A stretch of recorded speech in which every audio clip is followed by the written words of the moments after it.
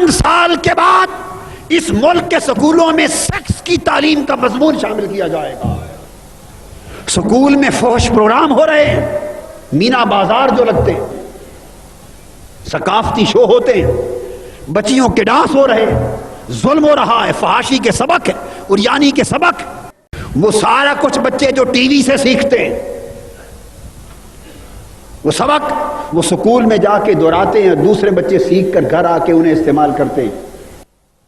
School میں فحش programme ہو رہے ہیں، آئے روز مینا بازار جو لگتے ہیں، ثقافتی شو ہوتے ہیں، بچیوں کے ڈانس ہو رہے ہیں، ظلم ہو رہا ہے، فحاشی کے سبق ہے، عریانی کے سبق.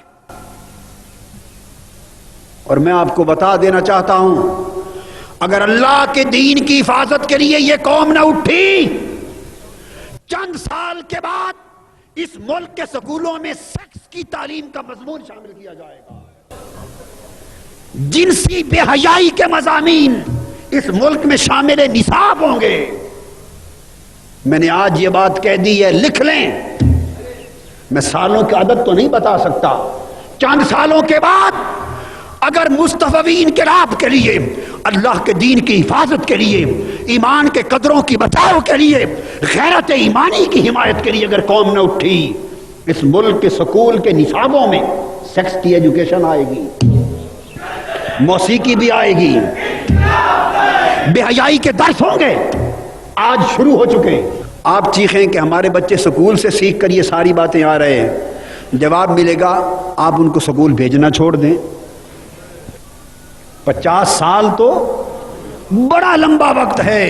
اس سے بہت پہلے ہماری 2 نسلوں کے بعد سرزمین پاکستان کے مسلمان گھروں کا نقشہ کچھ اور ہوگا، جو ہماری آنکھیں آج دیکھنے کا بھی تصور نہیں کر سکتی.